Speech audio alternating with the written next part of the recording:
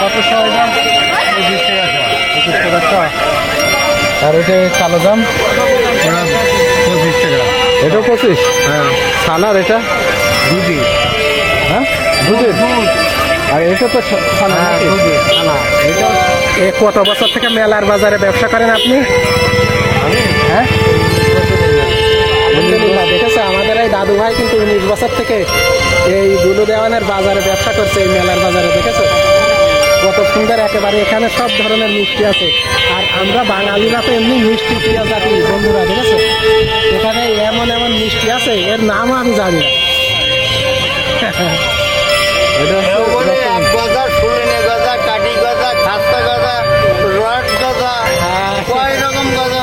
Rod মানে ঠিক আছে।